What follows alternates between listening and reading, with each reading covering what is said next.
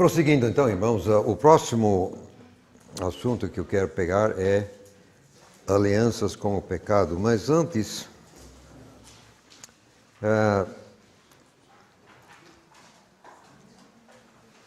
eu vejo que preciso dizer mais uma coisa a respeito da maçonaria, que essas coisas que eu citei, maçonaria, meditação transcendental, teoria tal, diz respeito a coisas que a pessoa às vezes trouxe antes de se converter.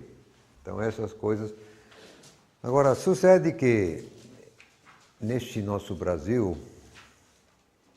que tem havido muitos pastores, que depois de pastor, já pastor, tem se tornado maçons, tem ingressado na maçonaria. É o seguinte, em João, capítulo 8, verso 12, o Senhor Jesus se pronunciou desta forma: Eu sou a luz do mundo, quem me segue não andará em trevas, mas terá a luz da vida. Pois bem, então tem um pastor que conhece Jesus, dizendo ele que conhece Jesus, pertence a Jesus, ele está aí para pregar o Evangelho, e Jesus afirma ser a luz do mundo. E se você seguir ele, você não vai andar em trevas. A palavra do Senhor Jesus está aqui. Pois bem, quando alguém se apresenta para ser induzido à maçonaria, o oficiante, a pessoa que está conduzindo a cerimônia, pergunta ao candidato: de onde você vem? A resposta exigida: eu venho das trevas. Você vem à procura de quê? Eu venho à procura de luz. Agora, como é que alguém que se diz ser cristão, seguidor de Jesus Cristo, pode dizer que está saindo das trevas à procura de luz? Ele está negando cabalmente o Senhor Jesus Cristo. Ele está negando na cara Jesus Cristo, que Jesus, ele disse: eu sou a luz do mundo e quem me seguir não anda em trevas. Então o sujeito diz: eu estou na trevas, estou à procura de luz. Jogou Jesus fora. Agora, você fez isso, teoricamente, alguém faz isso, esse alguém está mal. Esse alguém está pessimamente mal. Eu digo, para quem quiser me ouvir, que é possível realmente um maçom se salvar. É possível. Existe já vários e muitos. É por isso que nós sabemos dessas coisas. Pessoas que já foram maçons, se converteram e uma vez fora descreveram tudo. E mesmo uns deles próprios têm escrito livros, não para nós os outros, mas a gente consegue cópias e assim por diante. A verdade acaba escapando.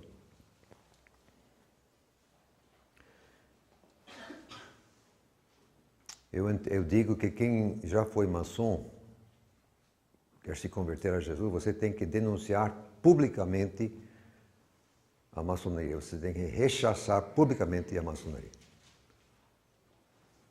E pedir a misericórdia de Deus. Agora, isso para começar. Dependendo do rito, que são vários os ritos no mundo, em algum rito acontece já no nível 16, mas em qualquer dos ritos, para alcançar o 30º nível, grau, quer dizer, grau 30, é obrigatório prestar voto consciente a Satanás. Então, quem maçom de 30º grau para cima, são 33, o último é 33, esse alguém já prestou voto declarado, consciente e aberto a Satanás. Às vezes ele tem que pisar em cima de uma foto ou figura de Jesus, às vezes tem inclusive de urinar em cima de uma foto de Jesus, eles têm que fazer certas coisinhas assim meio desagradáveis nesse meio. Agora, quem já fez isso,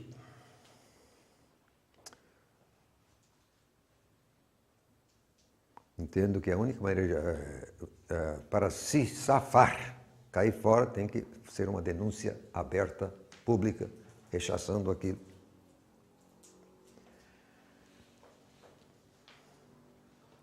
Agora, as nossas igrejas, ditas evangélicas, em geral, são todas controladas por maçons. Acho que você não consegue fazer parte do Supremo Concílio da IPB sem ser maçom. Toda a cúpula da CBB, Convenção Batista, é maçom. Os dirigentes da congregação são maçons. Metodista, maçom. Assembleia de Deus, maçom. Pelo menos o campo Madureira. Já ouvi dizer que também o São Cristóvão, os dirigentes são maçom, mas aí eu não dou fé. Agora, Campo Madureira, dou fé.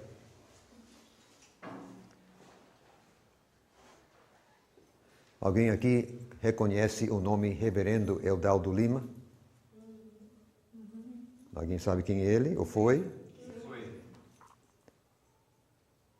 Ele foi grão-mestre de Brasília. O nobre do Eudaldo foi grão-mestre de Brasília.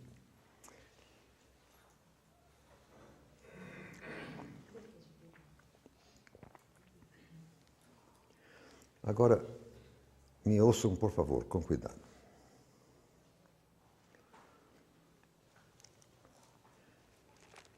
Esses maçons, e ninguém chega ao Supremo Concílio sem ser de 30 para cima,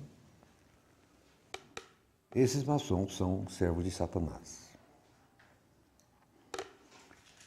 Então, quem estiver dentro de uma dessas igrejas está debaixo da autoridade espiritual de um servo de Satanás. Não é negócio. Não é negócio. É muito difícil alguém crescer espiritualmente nesse ambiente porque você está debaixo da autoridade espiritual de um servo de Satanás.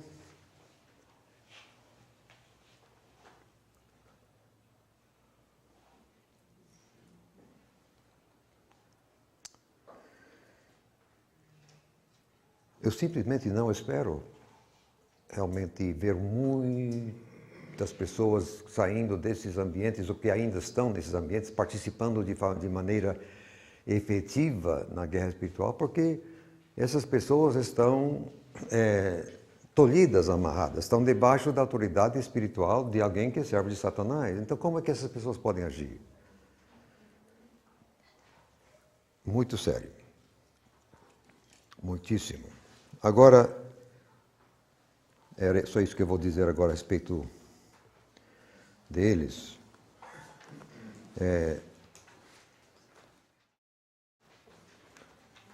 Vamos agora a Hebreus capítulo 12.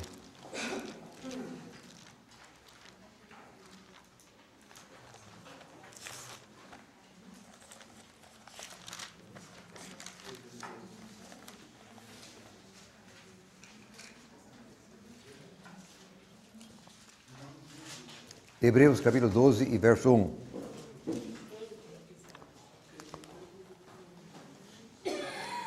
Portanto, nós também, pois que estamos rodeados de uma tão grande nuvem de testemunhas, deixemos todo o embaraço e o pecado, artigo definido com esse vocábulo, o pecado que tão de perto nos rodeia, e corramos com paciência a carreira que nos está proposta.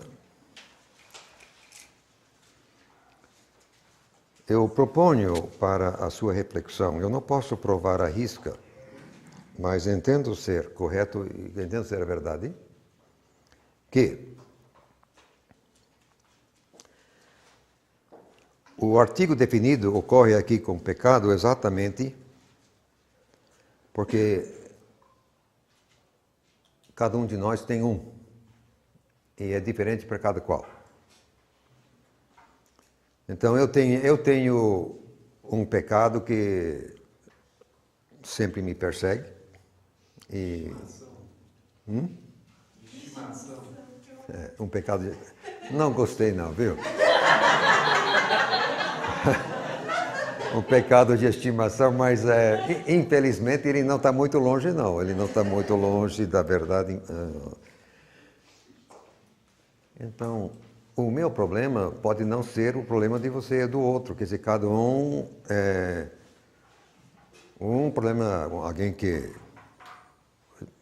geralmente é mais mulheres, mas o homem também tem vaidade, né? Ele acha que é bonito e tal. Então tem o outro, então ele quer poder, ele quer mandar nas pessoas. Ou então o outro que quer dinheiro. Ou então o outro que quer sexo. Ou então o outro que quer, quer dizer, posição social. Cada um de nós somos diferentes. Então o meu pecado não pode ser o seu pode ser outro, tal. Na minha experiência, isso existe. E eu já sei que também alguns outros, na experiência de outros, nós temos uma luta constante, às vezes com um certo dito problema.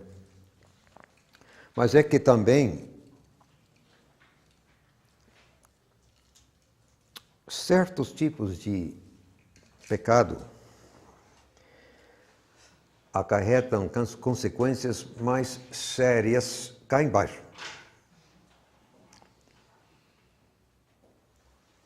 Não no sentido se não é questão se você vai para o céu, se não vai para o céu. Então o assassino não pode, mas quem mentiu pode. Não é, quer dizer, assassino também pode ser salvo.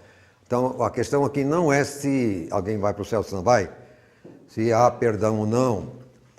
A questão aqui é os reflexos cá embaixo. As consequências cá embaixo daquilo que a gente fez mesmo antes de você se converter. Nem sempre se prega que o nosso currículo nunca se apaga. Você acha que não? Abra sua Bíblia em Mateus capítulo 1.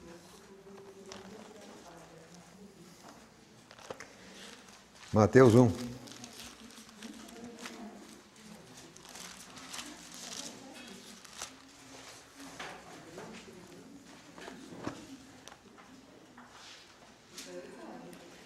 Verso 6.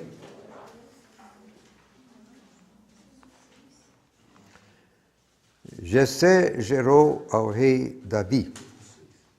E o rei Davi gerou a Salomão da mulher que foi de Urias.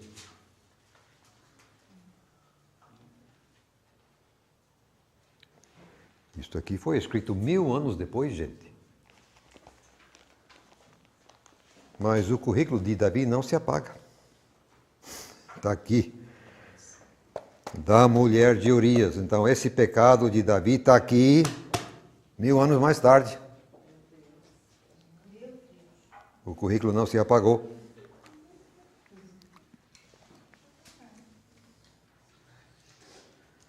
E aqui faz referência a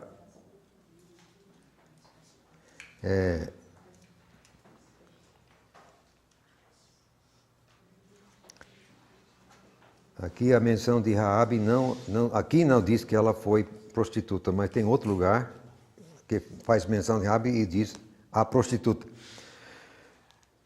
Mas ela se converteu. Assim, em Tiago, onde Tiago diz que a fé se demonstra pelas obras, então diz, ó, e a Raabe, a fé dela se provou pelo que fez, mas ele já, Raabe é prostituta, quer dizer, e ela entrou na linha do Messias, quer dizer, ela está aqui na linha do Messias.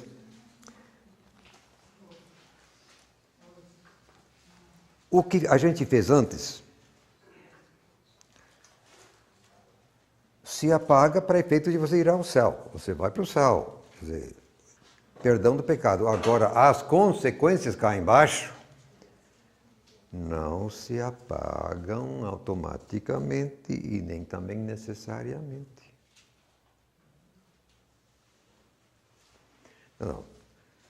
Se alguém foi promíscuo sexualmente antes de se converter, o fato de você se converter não altera isso, não, gente.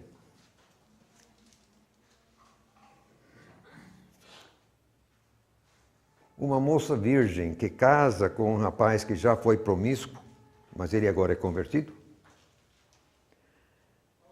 o que ninguém nunca explica para ela é que nunca na vida ela irá sozinha para a cama com ele. Nunca. Porque sempre na cabeça dele vai as outras. A carne tem memória. A carne tem memória. Nunca ela vai estar sozinha na cama com ele. Na cabeça dele tem as outras. Agora ninguém explica essas coisas, geralmente. Então, aborto deixa uma cicatriz sem, quer dizer, cá embaixo nunca. Divórcio simplesmente marca a vida. Marca a vida. Você pode ser salvo, você pode ter uma vida espiritual frutífera cá embaixo, você pode servir ao Senhor, você pode até ser um guerreiro, tal e tal e tal, mas que você está marcado, está.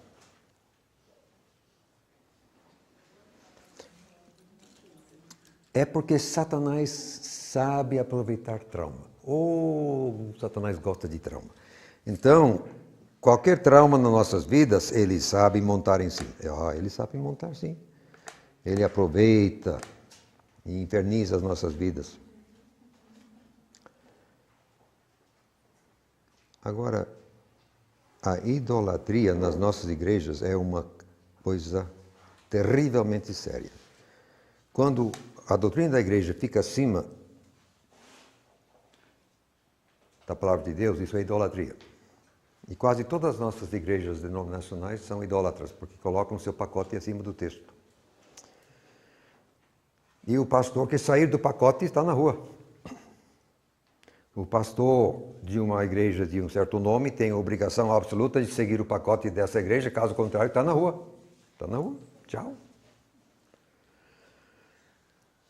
Idolatria. E isso traz... Gente, você acha você acha que vai enganar o Espírito Santo? Acha? Alguém acha que vai enganar o... E o texto diz que o Espírito Santo é ciumento. O texto ainda diz isso. O Espírito Santo é ciumento. Então o pessoal, não, tudo na santa paz, tudo como sempre foi, assim mesmo, não tem jeito. Mas as consequências no terreno espiritual são terríveis. E, como o assunto aqui é exatamente guerra espiritual, para você se envolver e conduzir a guerra, isso aí é questão de autoridade espiritual. Isso aí. Então essas coisas pesam exatamente na questão de autoridade espiritual.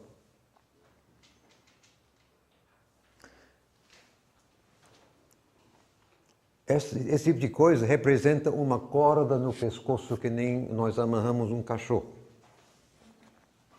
Então tá um cachorro amarrado aqui no quintal de alguém e ele tem uma corda, digamos, de 5 metros.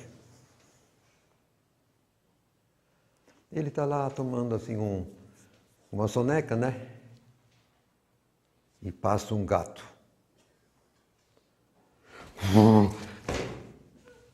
Ele esqueceu da corda.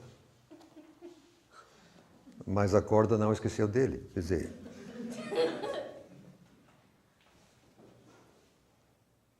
não pode. A corda limita o raio de ação. E no terreno espiritual, essas cordas que nós temos também limitam o nosso raio de ação. É por isso que eu estou aqui falando dessas coisas. Estou falando de arma de defesa, e você tem que entender o que está te atrapalhando, que tipo de coisa pode te amarrar, que tipo de coisa pode te embaraçar, que tipo de coisa pode diminuir a sua capacidade, o seu raio. É isso que estou falando aqui.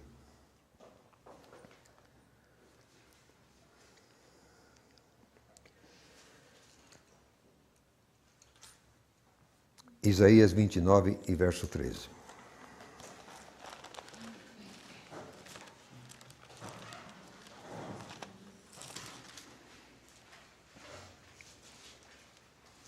Porque Jeová disse: pois que este povo se aproxima de mim, e com a sua boca e com os seus lábios me honra, mas o seu coração se afasta para longe de mim, e o seu temor para comigo consiste só em mandamentos de homens em que foi instruído. E a maioria das pessoas que se dizem cristãs estão exatamente aí. A maneira em que eles adoram a Deus é determinada, lacrada pelo pacote da igreja, é isso e acabou. Não podem sair daquilo que foram instruídos. Às vezes nem sabem como sair.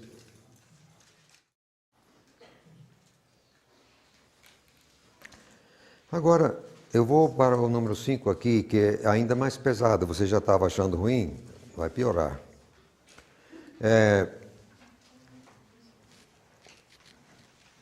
Eu vou dizer aqui coisas que eu não posso provar à risca, mas é que eu desconfio que sejam verdade.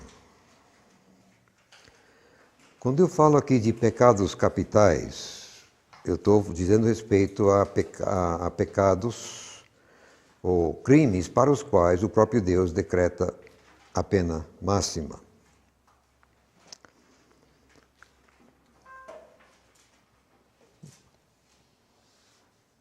A pena máxima, no caso, era a pena de morte física, não necessariamente espiritual. Então, podemos ler depois o capítulo 22 de Êxodo, o capítulo 18 de Levítico. Muito claro. A bruxaria acarreta pena de morte. Sexo com animal, pena de morte. Sexo anal, pena de morte. Incesto, pena de morte. Adultério, pena de morte.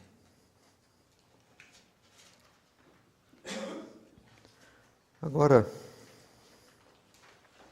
como no momento nós vivemos num mundo obcecado com o sexo, eu vou me deter um pouquinho só com essa questão e eu convido a atenção para Provérbios capítulo 6.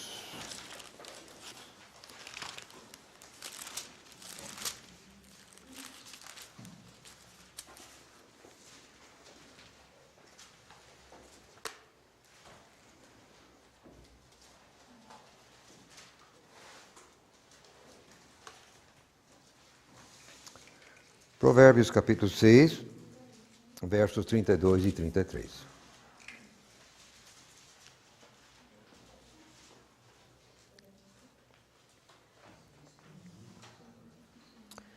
Assim, o que adultera com uma mulher é falto de entendimento. Aquele que faz isso destrói a sua alma, achará castigo e vilipêndio, e o seu opróbrio nunca se apagará. E vai até a cova.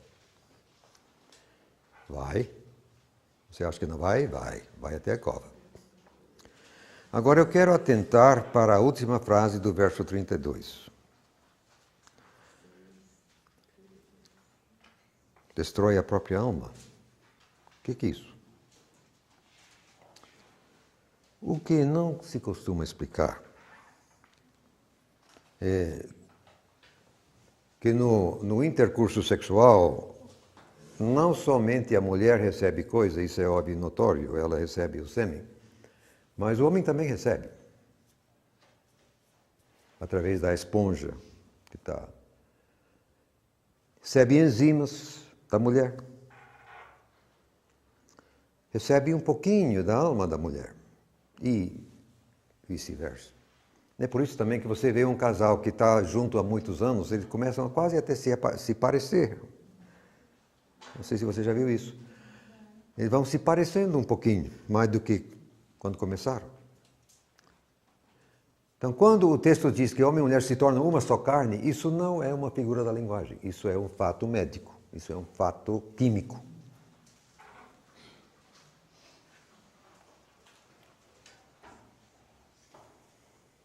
Agora, quem é promíscuo nessa área, ele está meramente bagunçando sua alma, só isso.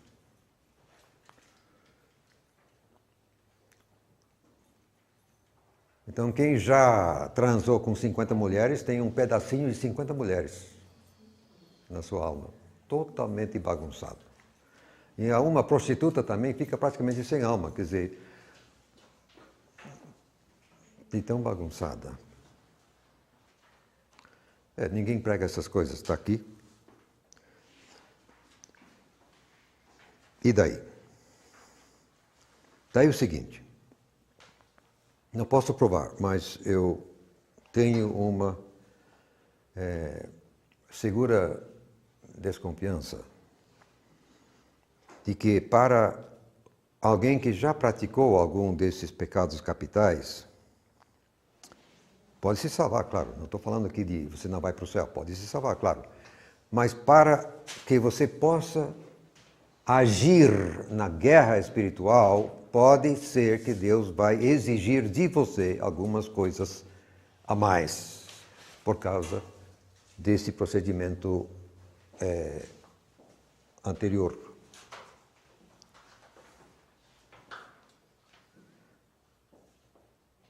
Então, se porventura alguém aqui se enquadra, você deve procurar realmente cair na presença de Deus e dizer, soberano, por favor, já me perdoou, eu sei e tal, mas tem alguma exigência a mais? Não para você ser salvo, não estou conversando sua salvação, não é isso. Mas para você ser usado na guerra, soberano, tem alguma coisa? Uma exigência, tal. Deus me preservou, de sorte que nunca, pela graça dele, nunca entrei nenhuma dessas coisas, mas se fosse meu caso, eu certamente cairia na presença de Deus a indagar se há uma exigência a mais por causa do tipo de coisa que eu fiz. Por quê? Porque em Romanos 1 e verso 32, nós temos uma palavra que a mim, pelo menos, é bastante inquietante. Romanos, o primeiro capítulo.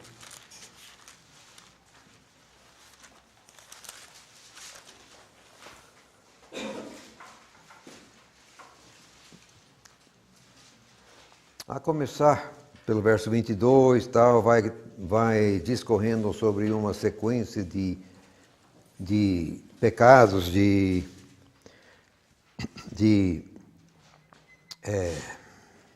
transgressões, coisa e tal.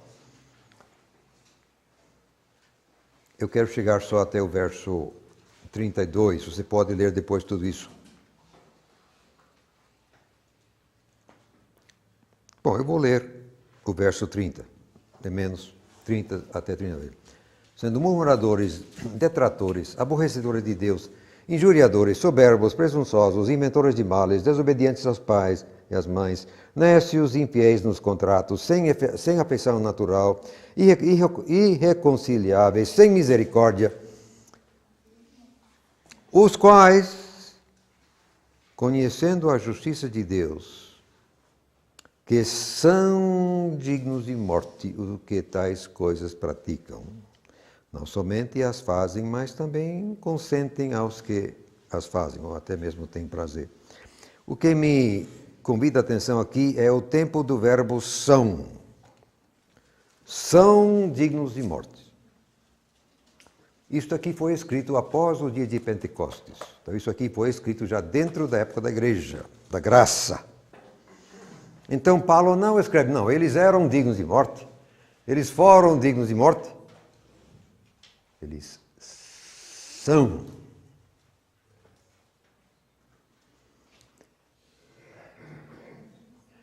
Meus amados e distintos irmãos, a graça de Deus nunca anula seu caráter moral e as exigências morais que Ele faz a gente. Nós não somos obrigados mais a lavar as mãos, nós não somos mais obrigados a evitar carne de porco, certas coisas que faziam parte lá atrás, mas as questões morais nunca mudaram. Os valores morais que o Criador coloca, que retratam o seu próprio caráter, isso nunca muda. Nunca mudou e nunca vai mudar.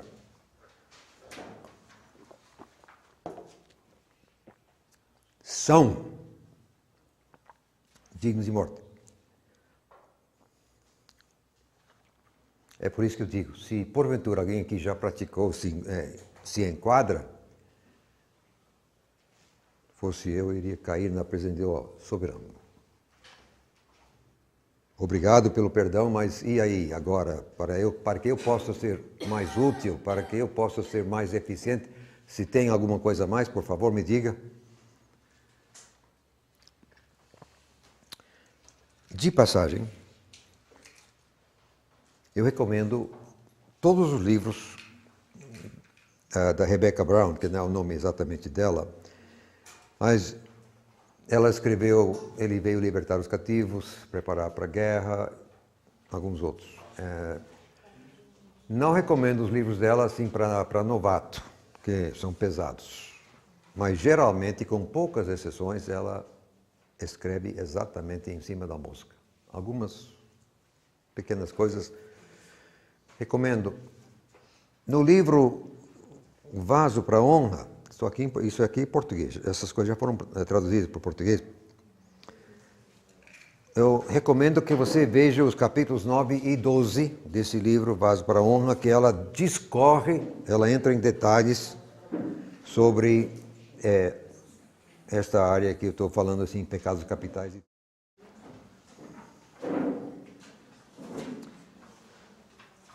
Agora eu vou comentar uma segunda área. Acabo de tratar livrar-se de sequelas do passado. Agora eu vou falar de livrar-se de complicações no presente.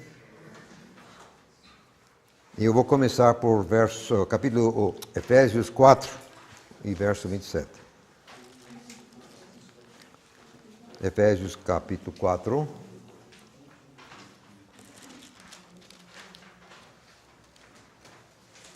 E verso 27.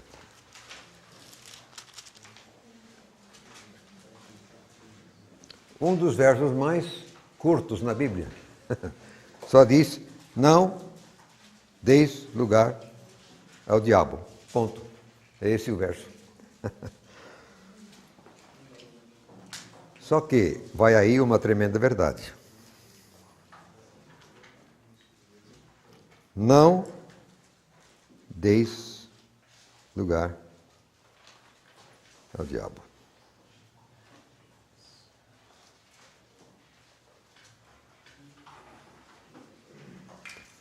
Como é que vamos fazer isso? Bom, mesmo aqui, encontramos já a ira no verso anterior, verso 26. Irai-vos, não pequeis, não se ponha o sol sobre a vossa ira. Agora, gente, tem ira santa. O próprio Deus se ira, ou Jesus se irou várias vezes. Na presença do mal, a gente deve se irar. Não devemos ficar passivos. A dificuldade é quando a gente não larga. Por isso que diz aqui, não deixar o sol se pôr. Porque se você fica remoendo uma coisa, então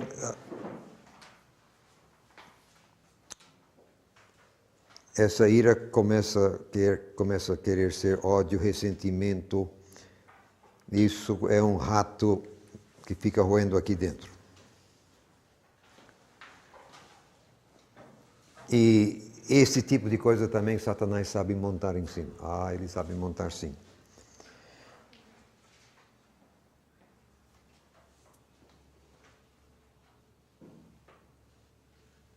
Uma pessoa irada, que fica sempre com ódio, com raiva, com ressentimento, está meramente ajudando o inimigo e essa pessoa realmente não terá condições de conduzir a guerra. Eu tenho problema com isso. Neste exato momento eu estou com dor de dente aqui. Acho que eu estava dormindo e eu fechei assim o dente de tal sorte que acabei machucando aqui o osso. Está me doendo nesse instante. Eu tenho dado trabalho a muitos dentistas porque muitas vezes eu fico rangendo os dentes, quer dizer, e aí haja dentista, né? Porque vai desgastando, vai quebrando.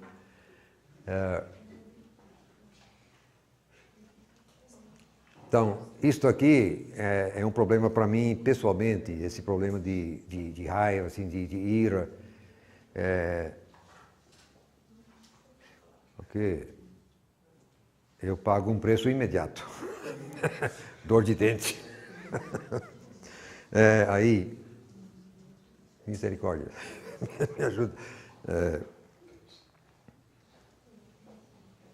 Inclusive, como hoje, eu coloquei a mão em nome de Jesus, repreendi e tal, só que ele não me atendeu, está doendo até agora. Por que ele não me atendeu? Provavelmente porque foi pecado meu, né? Para que ele vai me atender? A esta altura do campeonato, eu ainda estou fazendo isso?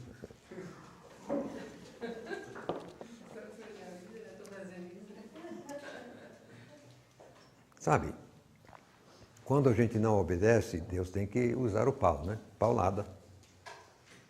Infelizmente.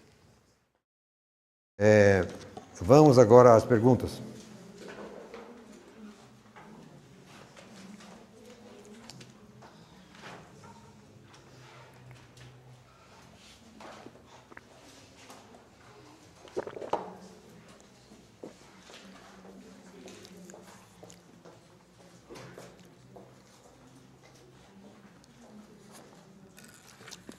Primeira pergunta. Funciona usando apenas o pensamento? Existe a necessidade de falar? Eu imagino que aqui está a questão de amar Satanás, o desfazer, tal coisa. A resposta que eu dou é a seguinte: como quem faz a coisa funcionar é o soberano Deus, e ele lê o nosso pensamento, então basta pensar.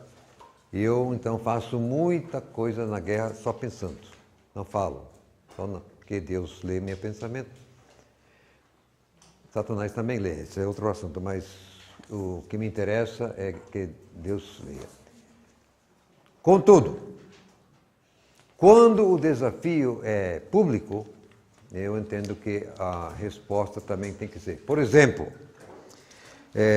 repetidas vezes tem acontecido comigo, e não só comigo, é com outros. Assim, na igreja, na pregação, a pregação está chegando ao ponto, exatamente, e o Espírito Santo está realmente, você sente que aí alguma criancinha dispara a chorar, e é um chorrozinho que ninguém dá jeito.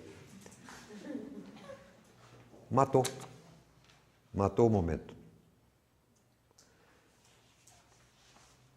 E mais de uma vez eu já tentei repreender, quer dizer, eu tinha clara e tranquila certeza que era um demônio, assim, usando a criança, e eu repreendi no pensamento e nada aconteceu. Eu estou no púlpito às vezes, aí eu me acovardei, eu digo, eu estou no púlpito, aí uma criança dispara a chorar, e eu tenho convicção que é demônio. Agora eu vou repreender a viva voz esse demônio?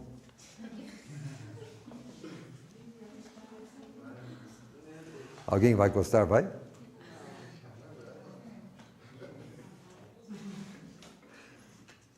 a minha repreensão vai fazer mais estrago do que o choro. Que aí é que ninguém vai cair, quer dizer, os pais vão ficar revoltados e a igreja não crê nisso, então todo mundo vai ficar revoltado e aí sim que acabou para acabar. Então, nunca eu fiz isso do púlpito assim abertamente e também a criança continuou chorando. Mas eu entendo que assim, por vezes, se o desafio for público, o rechaçar também deve ser. Afora isso, eu resolvo muita coisa no pensamento.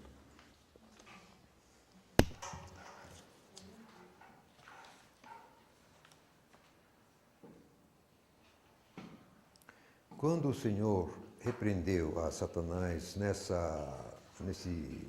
caso citado no Brasil, foi da greve, né, em 86, vieram retaliações sobre o Senhor. Que eu saiba, não, isto é, que eu pudesse identificar, isso aí foi uma retaliação por causa... Não. Mas naquela época eu estava concentrando o meu tempo na área da guerra espiritual e eu estava fazendo coisas assim todo dia para todos os lados. Eu estava guerreando, provocando o inimigo todo dia. Então não haveria como saber, eventualmente, havendo uma retaliação, eu não teria como saber o que estava sendo retaliado, você entende? Mas que eu me lembre, não.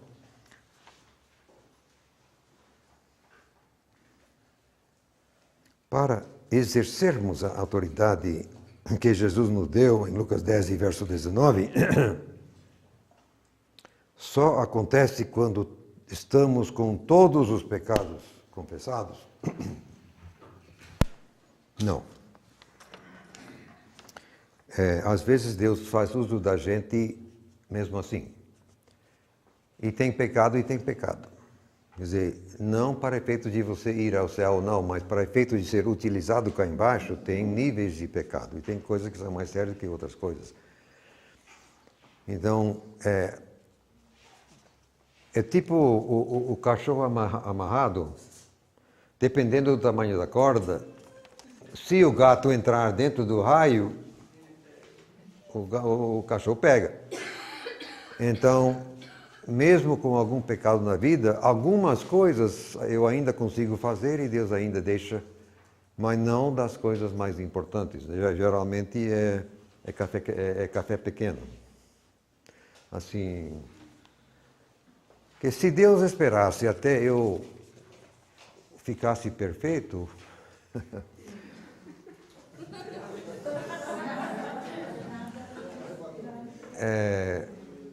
entende? Eu acho que não precisa explicar, tá bom? E quanto à necessidade de jejum, eu vou falar sobre isso mais tarde, tá bom? Vamos segurar isso, colocar no banho-maria, porque essa explicação não é rápida, tá? Mas eu prometo, eu vou falar do jejum, tá bom? Eu vou falar, tá bem?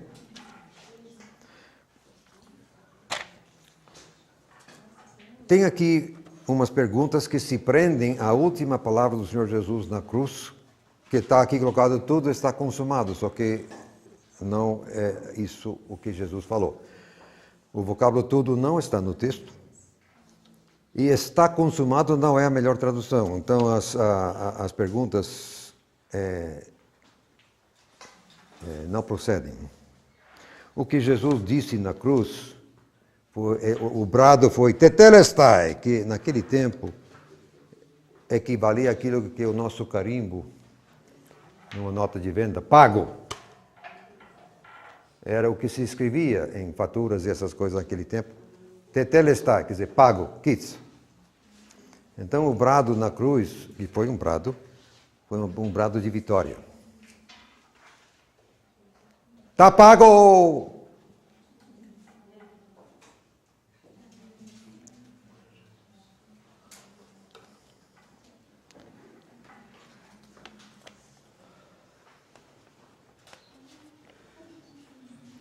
Em Lucas 10, verso 19, na segunda parte do versículo, Jesus afirma que nada absolutamente vos causará dano. No entanto, muitas vezes sofremos retaliações. Então, como é que funciona isso? Como se encontra essa parte no texto original? Bom, o que está no texto é exatamente isso. Eu tenho o texto aqui, mas vamos abrir novamente, só para refrescar a memória, Lucas 10 e 19, mas se a tradução estiver errada, eu já anotei isso. Então, vamos ver aqui, Lucas 10 e 19.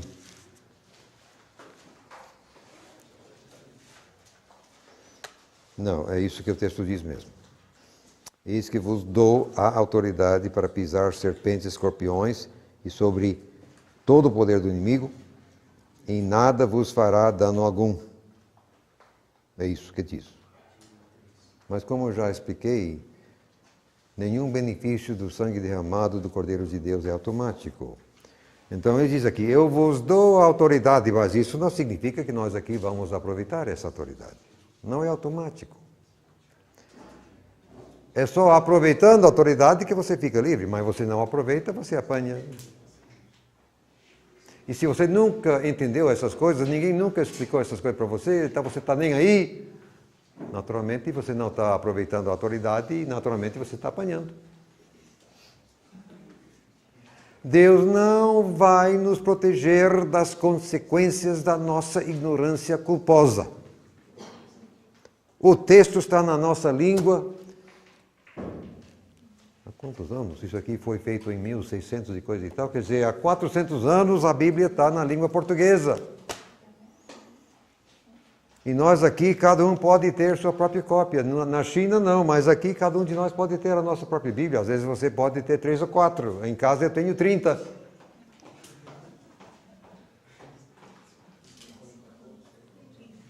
E se eu ignoro o que está aqui dentro, eu tenho culpa por essa ignorância, porque quem mandou eu ignorar o que está aqui? Eu posso ler, eu sei ler.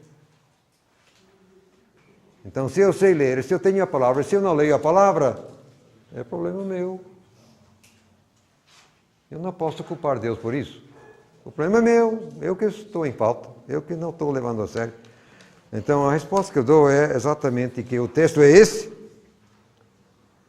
mas é que a gente não aproveita a autoridade. Paciência.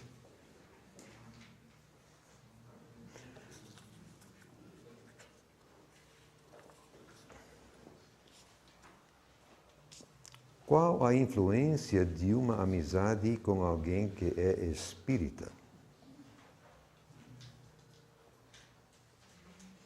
Se eu orar antes contra a ação espiritual, como me relacionar normalmente? Levar a mente cativa de alguém é diário ou é constante? Quer dizer, contínuo? Exemplo, uma pessoa que está te perseguindo. Bom, eu não me lembro de nunca manter amizade com um espírita, de sorte que eu não tenho experiência pessoal para responder a esta pergunta.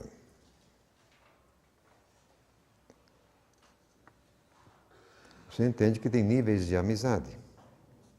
E a questão também é se ambos são do mesmo sexo ou se não são. Se são de sexos diferentes, a coisa começa a ficar complicada. A amizade pode ir desenvolvendo e ir aí atingindo patamares outros. E o texto é muito claro a respeito de união desigual. Quer dizer, cristão com não cristão é proibido, taxativamente. Agora, se você orar antes de relacionar, vai afetar naturalmente a maneira que você se apresenta e coisa e tal. Como eu nunca fiz, eu não sei como responder muito bem isso. Agora, levar a mente de alguém cativa, sabe, a gente não é onisciente, a gente também cansa, a gente também tem que dormir. Então, por uma questão da limitação física da gente, não dá para você ficar 24 horas fazendo nada, o que venha a ser, não é possível. Então, o que eu faço é unicamente na hora de confrontar, que se eu vou ter com alguém, é aí que eu amarro, ou que eu levo o pensamento cativo. Imediatamente antes do contato. Uma hora antes de sair de casa. Mas depois eu não fico fazendo isso assim. Eu faço para efeito do encontro que eu vou ter, do contato que eu vou ter. Aí eu esqueço porque eu vou fazer outras coisas. Eu não posso ficar... se eu fico pensando nisso, eu não posso fazer outra coisa.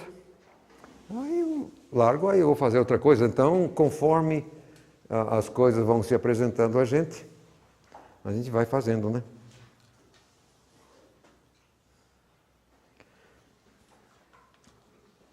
Vamos ver se a gente... Parece que estamos quase no fim aqui, vamos lá. O que dizer da reação de Jesus com os mercadores do templo? Ele perdeu o controle?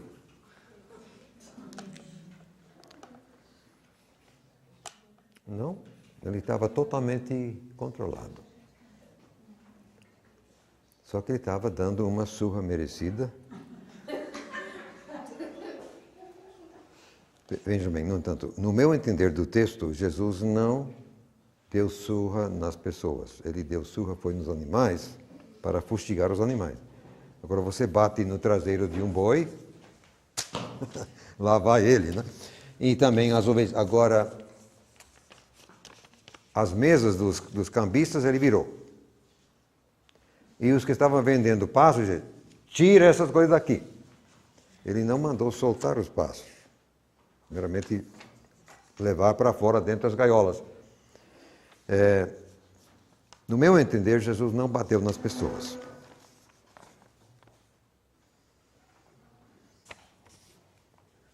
E ele explica, olha, o zelo da tua casa. Eles estavam simplesmente bagunçando a casa de Deus.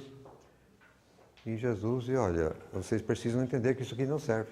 Mas ele não perdeu o controle, não. Última. Quais teorias têm teor satânico? Explique cada uma delas. Isso não dá para fazer aqui.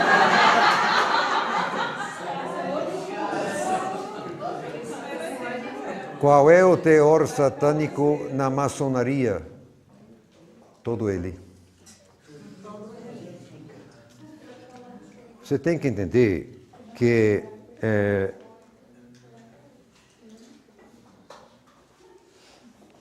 o que funciona é o que está por detrás.